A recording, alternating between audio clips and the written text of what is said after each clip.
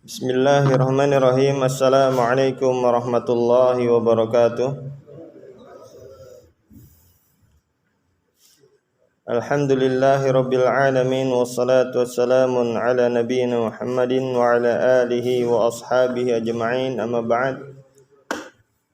Alhamdulillah, segala puji bagi Allah subhanahu wa ta'ala yang senantiasa memberikan kita taufik dan hidayahnya sehingga kita senantiasa bisa mengerjakan segala kewajiban dan ketaatan kita kepada Allah Subhanahu wa taala. Dan salawat serta salam kita aturkan pada baginda Nabi kita Muhammad sallallahu alaihi wasallam telah menyampaikan syariat Islam kepada kita semua sehingga kita bisa mengetahui syariat Islam yang mulia. Apabila kita mengamalkan syariat Islam yang dibawa oleh Rasulullah SAW, maka Allah Subhanahu wa taala akan memberikan pada kita kebahagiaan hidup di dunia dan juga di akhirat.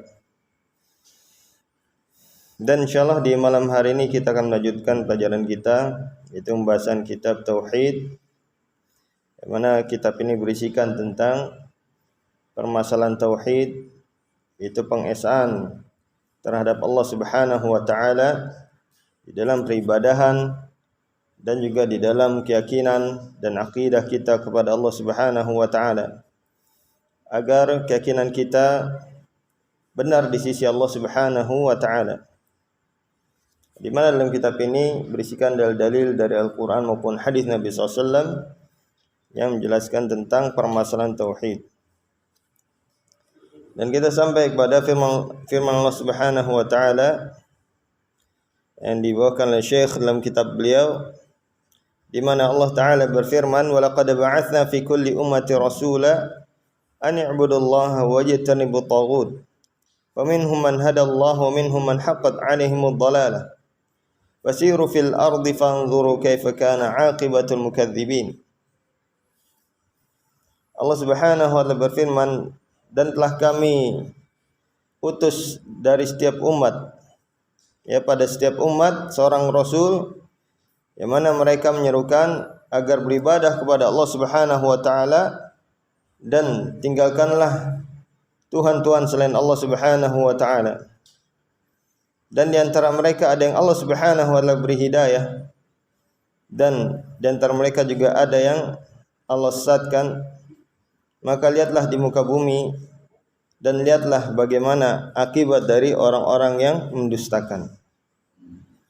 Ya, maka di dalam ayat ini menunjukkan bahwasanya agamanya para rasul adalah satu, yaitu mentauhidkan Allah Subhanahu wa taala. Ya, apa yang didakwahkan oleh para rasul itu satu semuanya. Itu tauhid, mengesahkan Allah Subhanahu wa taala dan melarang dari peribadahan kepada selain Allah Subhanahu wa taala. Ya, baik Nabi Isa atau Nabi Musa atau Nabi Ibrahim dan seluruh para rasul dan anbiya, agamanya satu, itu mentauhidkan Allah Subhanahu wa taala. Tidak ada yang menyerukan kepada peribadahan kepada selain Allah. Adapun kesyirikan yang terjadi di umat Nasara atau Yahud, ya, maka ini adalah pemikiran-pemikiran para pengikutnya yang telah merusak agama yang dibawa oleh para nabi. Ya, maka dari sini kita mengetahui bahwasanya tauhid mengesahkan Allah Subhanahu wa taala dan melarang kita dari beribadahan kepada berhala-berhala atau tuhan selain Allah Subhanahu wa taala adalah dakwahnya para nabi dan rasul yang diutus oleh Allah Subhanahu wa taala kepada umat manusia untuk menjelaskan tentang keesaan Allah Subhanahu wa taala dan peribadahan hanya kepada Allah Subhanahu wa taala. Dan qala Syekh Muhammad bin Shalih Al-Utsaimin, ya, Syekh Muhammad bin Shalih Al-Utsaimin mengatakan dalam Al-Qaul Mufid syarah kitab Tauhid, wal hikmatu min irsali rusul iqamatul hujjah. Ya, termasuk di antara hikmah diutusnya para rasul adalah untuk menegakkan hujjah. Ya, bahwasanya Allah Subhanahu wa taala telah mengutus para rasulnya untuk memerintahkan kepada peribadahan kepada Allah semata, tauhidkan Allah semata dan tinggalkan peribadahan kepada selain Allah Subhanahu wa taala. Ya, di mana Allah taala mengatakan rusulan mubasysyirin wa mundzirin li'alla yakuna lin-nasi 'alallahi hujjatun ba'da rusul. Dan rasul-rasul yang mereka memperingatkan dan memberikan kabar gembira ya dengan sorga dan juga memperingatkan dari azab neraka agar jangan sampai ada pada manusia hujjah atas Allah Subhanahu wa taala. Ya, setelah diutusnya para rasul. Artinya jangan sampai manusia nanti berdalil atau beralasan bahwasanya mereka tidak disampaikan hujjah kepada mereka. Tidak disampaikan keterangan dari Allah Subhanahu wa taala. Ya, maka di sini menunjukkan Allah Subhanahu wa taala mengutus para rasulnya, termasuk di antaranya adalah untuk menjelaskan tentang agama Allah Subhanahu wa taala. Tentang apa yang wajib bagi para hamba kepada Allah Subhanahu wa taala. Ya, agar mereka mengetahui agama Allah dan beribadah kepada Allah Subhanahu wa taala. Maka ini termasuk di antara tugasnya para rasul adalah menjelaskan agama Allah Subhanahu wa taala kepada manusia. Ya, dan termasuk di antaranya adalah rahmah. Diutusnya para rasul bahwa agama Allah Subhanahu wa taala adalah sebagai rahmat dari Allah Subhanahu wa taala. Ya, sebagaimana yang Allah taala tegaskan surat Al-Anbiya ayat 107, di mana Allah taala berfirman, "Wa ma arsalnaka illa rahmatan lil alamin." Dan tidaklah kami utus engkau Muhammad kecuali sebagai pembawa rahmat. Ya, di mana Allah Subhanahu wa taala mengutus Rasulullah SAW membawa syariat Islam. Dan syariat Islam ini adalah rahmat ya bagi kita semua. Apabila kita mengamalkan syariat Islam yang mulia, maka Allah Subhanahu wa taala akan memberikan kita keberkahan dan kebaikan. Ya, ini Masya Allah kalau kita perhatikan ya, syariat Islam dari awalnya sampai akhirnya itu adalah kebaikan dan rahmat bagi seluruh manusia. Ya, di mana Allah Subhanahu wa taala mengutus Rasulullah SAW sebagai rahmat. Dan Allah Subhanahu wa taala menegakkan keadilan dan mengharamkan segala bentuk kezaliman dan memerintahkan untuk berbuat adil. Ya, dan apa yang diperintahkan adalah kebaikan dan apa yang dilarang adalah keburukan bagi kita semua. Oleh karena itu Allah Subhanahu wa taala mensifatkan syariat Islam ini yang dibawa oleh Rasulullah SAW ya, sebagai rahmat bagi seluruh alam. Ya, kalau kita perhatikan Masya Allah ya, dalam Islam ya, perintahkan untuk senantiasa kita berbuat baik kepada orang lain ya, dan tidak mentolimi orang lain. Bahkan Allah Subhanahu wa taala dengan tegas yang peringatkan bahaya kezaliman. Ya, di mana Allah taala berfirman, "Ala la'natullahi 'alal zalimin." Ya, sungguhnya laknat Allah Subhanahu wa taala bagi orang-orang yang melakukan kezaliman. Ya, ini menunjukkan Masya Allah syariat Islam adalah syariat yang mulia yang berrahmat bagi seluruh alam. Ya, kita ambil contoh misalnya ya, di dalam Islam ada hukum ya mencuri dipotong tangannya. Ini kalau kita terapkan saya di Indonesia misalnya, ya, kira-kira apa yang bisa kita bayangkan? Mencuri potong tangan. Ya, Indonesia akan makmur, Pak. Ya, karena hancurnya negara kita ini karena korupsi. Di Saudi Arabia itu S1, saya tanya langsung teman saya di Saudi Arabia 2 tahun. S1 itu dikasih 800 real, sekitar 3.800.000 per bulan. Itu belum tempat tinggal, makan dan buku-buku dikasih. Ini gratis satu orang, tiap bulan per bulannya. S2, S3 lebih gede lagi bayarannya. Kalau kita SBS3 lebih gede lagi keluar uangnya, lebih banyak lagi ya keluar uangnya. Di sana lebih gede lagi, bahkan bisa sampai 5 juta per bulan S3. Dan saya tanya sama orang sana, penganggurannya itu digaji 5 juta per bulan. Dan tinggal makan tidur dicukupkan. Dan rumah sakit nggak ada yang bayar. Ya di sana bimbing umroh juga, bawa jemaah yang sakit, kasih paspor, mau rawat inap, mau operasi segala macam gratis, nggak ada bayar administrasi apa nggak ada. Ya di sana terapkan hukum Islam, mencuri potong tangan. Itu kita bisa bayangkan satu aja syariat Islam diterapkan di Indonesia, kita bisa bayangkan, masya Allah, makmur. Ini baru satu loh, belum semuanya. Tambah satu lagi, membunuh balas bunuh, kisos. Ini akan aman loh. Gak ada yang berani untuk membunuh. Sekarang gampang sekali membunuh itu. Ya, kalau di sana nggak ada kompromi, bunuh balas bunuh. Kecuali kalau yang keluarganya ini memberikan ampunan, ya, atau minta diat. Kalau enggak maka tegakkan had, bunuh balas bunuh. Kalau begini nggak akan berani orang mau membunuh. Dan orang punya jiwa-jiwa pembunuh akan habis. Dan ada muncul jiwa pembunuh akan takut dia. Ini masya Allah, anak pernah juga di sana dari Madinah ke Mekah, ya tengah jalan kita 4 orang atau 3 orang itu dengan sopir, kita baru kenal sopir itu di jalan. Ya, kemudian tengah jalan sopirnya singgah ke rumahnya, masuk, kunci mobilnya ditaruh di situ, ditinggalin aja. Ya, aman di sana, Pak. Kita di sini jangan kan ada kunci mobil di tengah jalan, kadang dibegal, di dalam rumah kadang dibongkar. Ini kunci mobil tinggalin. Dan di sana mobilnya nggak ada yang jelek, Pak. Mobil jelek dibuang ke Yaman atau ke negara-negara tetangga. Gak ada yang jelek, bagus-bagus semuanya. Lecet-lecet dikit nggak diperbaiki sana.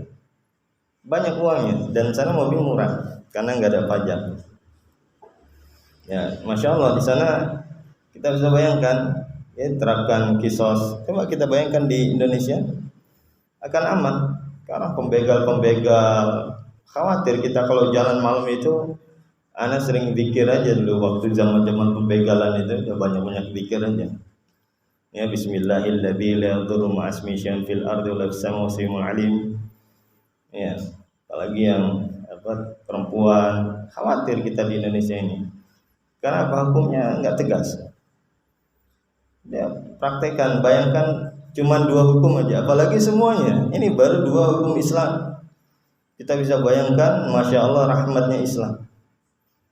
Ya, maka di sini ya kalau kita ingin kebaikan dan rahmat dari Allah Subhanahu wa taala, hendaklah kita ya mengamalkan syariat Islam untuk kita semua. Contoh lagi misalnya dalam Islam perempuan di rumah. Wa qarna fi buyutikum wa la tabarrajna tabarrujal jahiliyatil ula, dalam surat Al-Ahzab ayat ke-33. Allah Ta'ala berfirman, tetaplah di rumah-rumah kalian dan janganlah kalian bertabarruk sebagaimana tabarruknya jahiliyatil ula. Kata Mujahid, kanatil mar'atu takhruju wa tamshi baina yaday rijal wa dzalika tabarrujul jahiliyatil ula. Dalam tafsir Ibnu Katsir, Mujahid mengatakan, ya, Al-Imam Mujahid mengatakan dahulu para wanita itu keluar dari rumahnya dan berjalan di tengah-tengah laki-laki. Inilah tabarruknya jahiliyah ula. Ini yang dilarang. Ya. Seharusnya gimana? Asalnya perempuan di rumah. Karena fitnah, Pak, perempuan. Fitnah besar bagi laki-laki.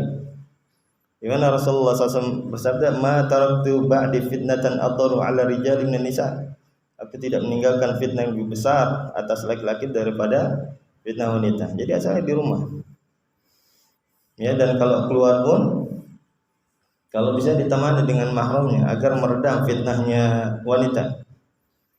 Karena kalau misalnya perempuan jalan sendiri diliatin, tapi kalau ada laki-lakinya mahramnya liatin, udah ada yang punya, akhirnya meredam. Dan ini memang ada syariatnya, di mana Rasulullah SAW ketika itikaf dalam hadis riwayat Bukhari dijenguk oleh Sofia. Kemudian ketika Sofia mau pulang diantar sama Rasulullah SAW. Kemudian ada dua orang sahabat lihat Rasulullah SAW, ala rislikuma innaha Sofia bintu Huyai. Maka Rasulullah SAW mengatakan, pelan-pelan, ini Sofia bintu Huyai, istriku. Ya, biar nggak salah paham. Dan syahidnya di sini Rasulullah SAW mengantar istrinya padahal nggak safar. Ya, ini masya Allah syariat Islam yang mulia. Ini untuk kebaikan kita. Asalnya perempuan di rumah, yang kerja laki-laki. Ya, ar-rijalu qawwamuna 'ala an-nisa'i bima faddala ba'dhum 'ala ba'dhin wa bima anfaqu min amwalihim. Laki-laki adalah pemimpin bagi wanita karena Allah melebihkan mereka atas wanita dan karena mereka yang menginfakkan sebagian dari harta mereka. Ini syariat Islam ini untuk kebaikan kita. Pertama, kalau perempuan di rumah, istri kita di rumah, tenang nggak kira-kira kita? Tenang. Kalau istri kita keluar, nggak tahu di kereta dempet-dempetan atau di kantornya ketemu laki-laki lebih ganteng dari kita misalnya, berapa banyak terjadi perselingkuhan, ya, perceraian karena ada orang ketiga, karena nggak menjaga yang seperti ini. Di kantornya ketawa ketiwi, cipika-cipiki dengan laki-laki yang bukan mahramnya. Ini kalau dalam Islam nggak boleh seperti ini, ikhtilat. Ya, kalau perempuannya di rumah tenang kita sebagai suami. Ya, dan perempuan pun baik untuk mereka. Kenapa? Mereka nggak usah perlu capek-capek keluar karena fisik mereka dibanding laki-laki lebih kuat laki-laki dari sisi bekerja untuk di luar. Ya, maka memang sudah fitrahnya wanita itu di rumah.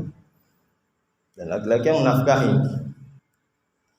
Ya, dan laki-laki pun ya dia senang istrinya di rumah, dan perempuan pun dia senang dia tetap di rumah, nggak perlu harus mikir nyari uang lagi, nanti pulang harus ngurusin rumah tangga lagi dan sebagainya.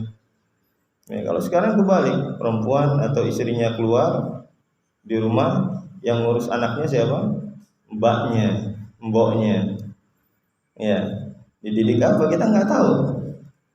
Ya, pembantu mendidik apa kita nggak tahu. Seharusnya ibunya yang mendidik, bukan dikasih diurusin sama orang lain. Ini kalau kita lihat, perhatikan, masya Allah syariat Islam ini untuk kebaikan untuk kita semua. Ya, dan syariat Islam yang terbaik. Bila kita ingin mendapatkan rahmat dari Allah Subhanahu wa taala, maka kita berusaha mengkaji Al-Qur'an dan hadis Nabi SAW. Ya.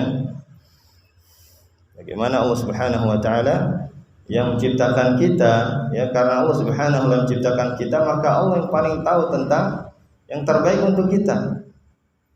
Ya, kalau contoh misalnya mungkin ada perusahaan menciptakan mobil, yang tahu maintenance-nya, perawatannya ya perusahaan itu. Ini Allah yang menciptakan kita.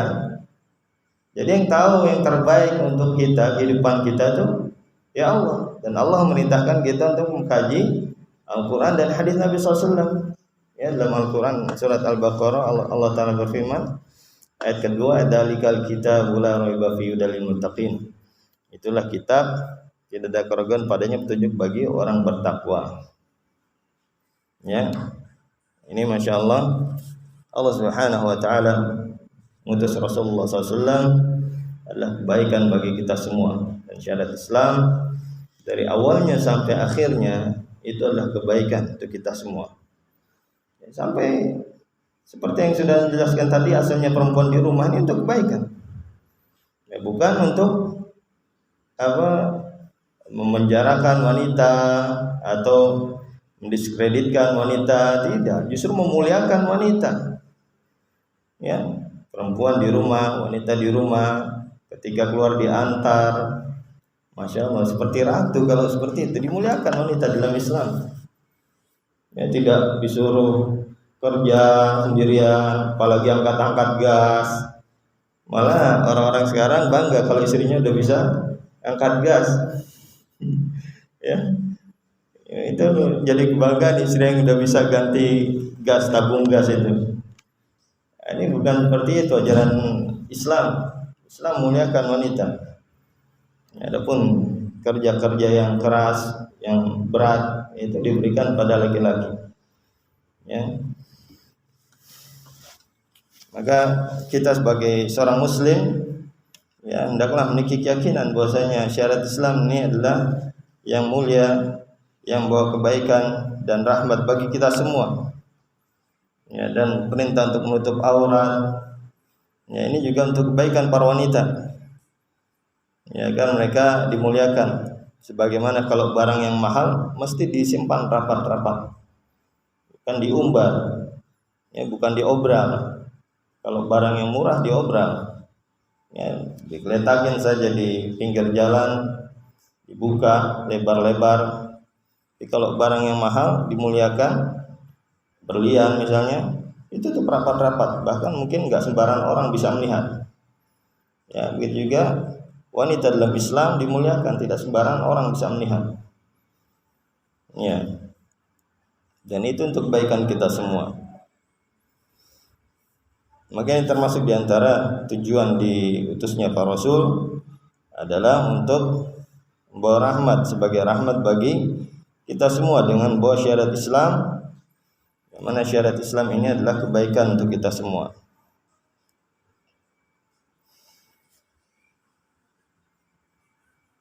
Dan Islam haramkan kezaliman. Ya, bahkan orang yang melakukan kezaliman ya terancam mendapatkan laknat dari Allah Subhanahu wa taala, dan juga orang melakukan kezaliman ya akan dia membayarnya dengan pahalanya, dan ini adalah ancaman yang berat yang harus selalu kita ingat. Karena nyari pahala susah. Ya, nyari pahala susah. Jangan sampai kita nanti di akhirat seperti yang dikabarkan oleh Rasulullah SAW sebagai orang bangkrut. Ya, ketika datang di hari kiamat, bawa pahala puasa, salat dan zakat, wa i'tiqad syatama hadza wa daraba hadza wa kalama hadza, telah mencaci maki saudaranya, memukul saudaranya, mengambil harta saudaranya, rendahkan saudaranya, maka saudara diberikan dari pahala-pahalanya sampai pahalanya habis sebelum dia menyelesaikan kezalimannya. Kemudian diambil dari dosa-dosa orang dia zalimi, kemudian orang ini dimasukkan dalam api neraka sebagaimana diriwayatkan dalam hadis riwayat Muslim ya dalam sahihnya. Dan ini adalah kebangkrutan yang besar. Ini harus selalu kita ingat, jangan sampai kita melakukan kezaliman sedikit pun. Ya, perhatikan ucapan kita, perbuatan kita, dan sampai menyakiti orang lain. Ini ajaran Islam, masya Allah. Ya, bahkan kalau kita pikir ini adalah kebaikan yang sangat besar, yang menunjukkan Islam yang rahmatul alamin, karena mengharamkan segala bentuk kezaliman, yang merintahkan kita semua agar kita menjaga diri dari menzalimi orang lain, ya, sekecil apapun, dan sampai kita merugi nanti, bayar dengan pahala. Jadi pahala satu aja kita mungkin susah untuk mendapatkan pahala itu. Tapi kalau kita melakukan kezaliman, akan bayar kezaliman itu dengan pahala kita.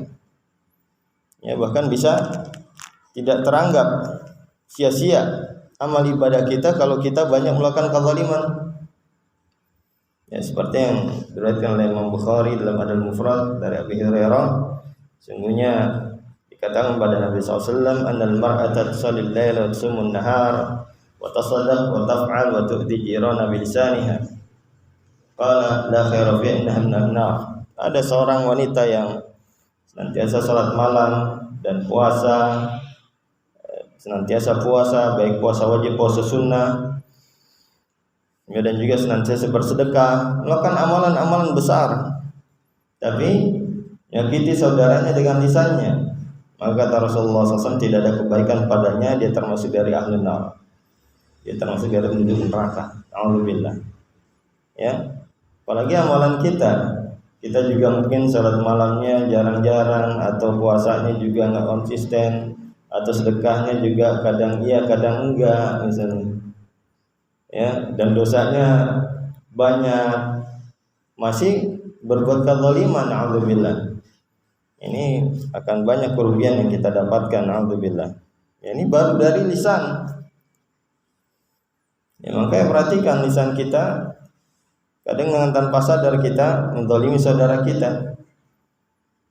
Ya, baik itu secara langsung ataupun di belakang seperti ghibah. Ini juga sama termasuk kezaliman.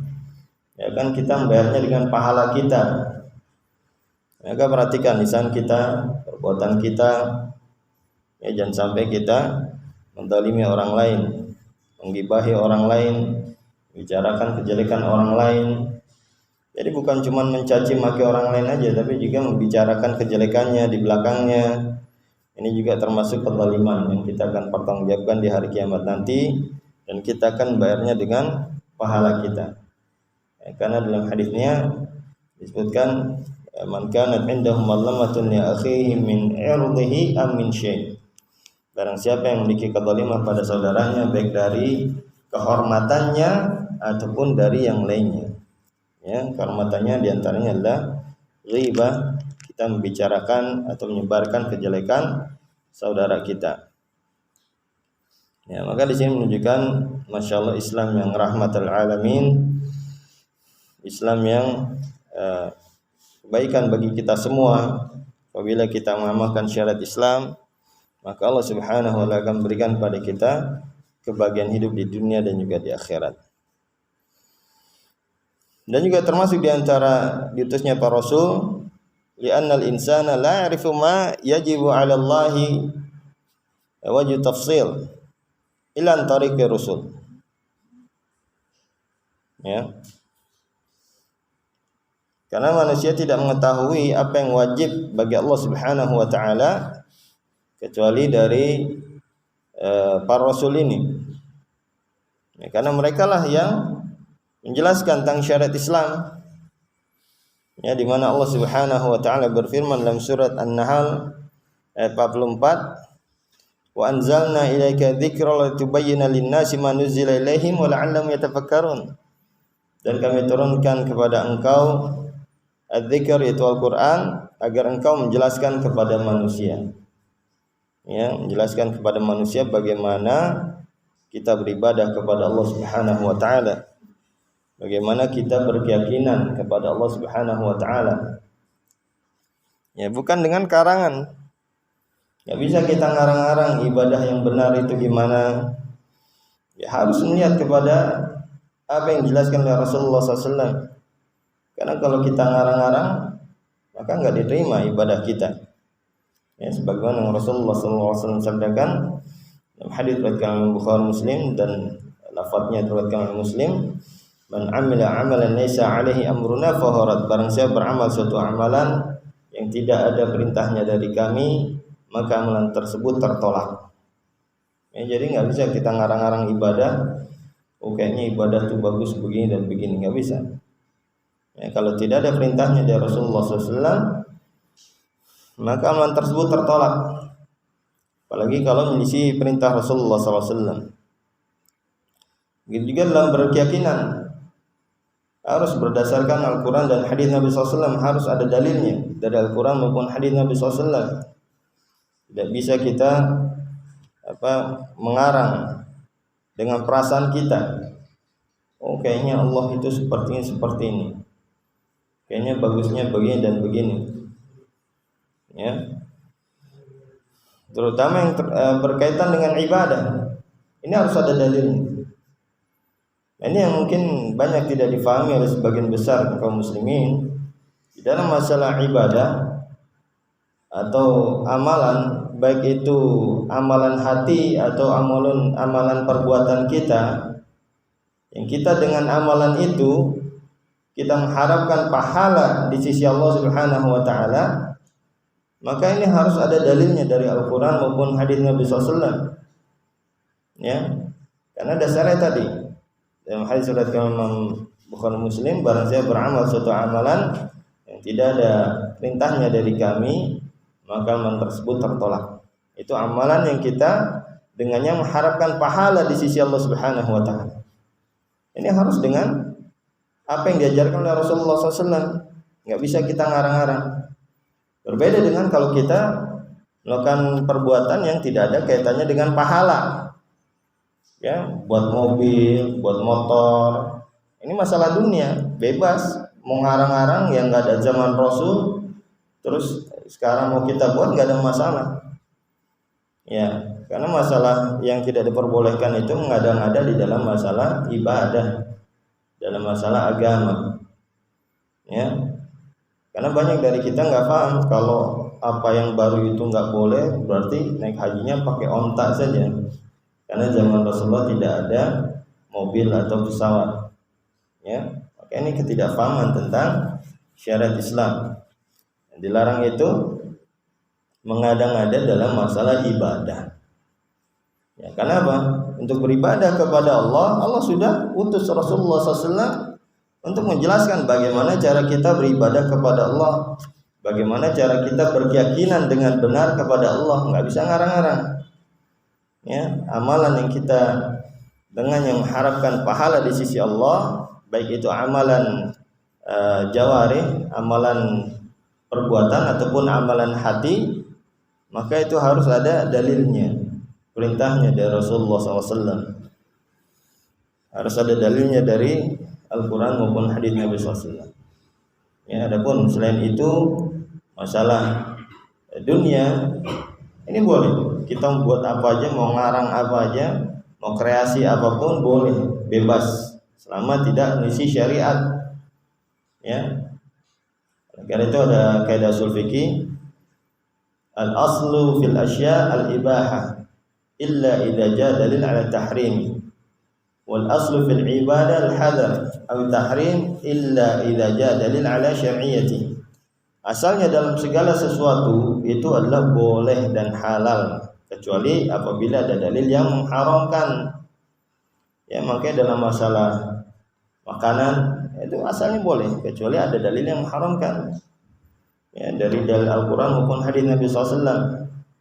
Dan selainnya, segala perbuatan apapun di dunia ini itu secara asalnya boleh. Ini namanya ada kaidah al-bara'atul asliyah, keterbebasan dari hukum-hukum yang mengharamkan, melarang atau mengatakan najis dan sebagainya. Asalnya boleh, bebas. Ya, kecuali kalau ada dalil yang mengharamkan atau mengatakan najis dan sebagainya. Tapi asal dalam masalah ibadah nggak boleh melakukan suatu amal ibadah apapun kecuali kalau ada dalil yang menjelaskan, mensyariatkan ibadah tersebut. Ya, kalau nggak asalnya nggak boleh. Jadi kalau ditanya dalilnya ini apa, ya, dalam masalah ibadah itu harus ada dalilnya. Kita tidak tanya dalil yang larang mana. Ya, bukan dalil larangannya, tapi masalah ibadah itu kita tidak tanya dalil larangannya, tapi dalil pensyariatannya. Karena asalnya terlarang, melakukan ibadah itu terlarang. Ya, kecuali apabila memang ada dalil yang mensyariatkan. Kenapa? Karena memang sudah diutus Rasulullah SAW untuk menjelaskan bagaimana cara kita beribadah, berkeyakinan kepada Allah. Dan juga Rasulullah SAW tadi ya menyebutkan bahwasanya beramal suatu amal tidak ada perintahnya dari Rasulullah, amal tersebut tertolak. Ya, maka harus ada contoh atau perintah dari Rasulullah SAW di dalam masalah ibadah. Juga keyakinan nggak bisa kita ngarang-ngarang. Ya, karena banyak dari kita juga dalam masalah keyakinan ya kita ngarang-ngarang. Meyakini kita, ada sebagian kita meyakini yang ya orang gila sebagai wali misalnya, atau memiliki karomah dan sebagainya, maka kita timbang dengan dalilnya, di mana mereka tidak sholat. Ya, padahal Rasulullah SAW mengatakan al-ahdul ladzi bainana wa bainahum sholat, faman taraka faqad kafar. Batasan kami dengan mereka adalah sholat, maka barang siapa yang meninggalkannya telah kafir. Ya, tapi sebagian kita malah mengatakan dia adalah wali Allah. Ya, makanya tidak sesuai dengan syariat, harus ditimbang dengan Al-Quran dan hadis Nabi SAW, baik dalam masalah ibadah ataupun keyakinan kita. Ya Allah Ta'ala, mungkin ya, nanti insya Allah kita lanjut pada Isya. Semoga apa yang saya sampaikan bermanfaat bagi kita semua. Kita tutup dengan doa kafaratul majlis. Subhanakallahumma hamdik asyhadu an la ilaha illa anta astaghfiruka wa atubu ilaik. Assalamualaikum warahmatullahi wabarakatuh.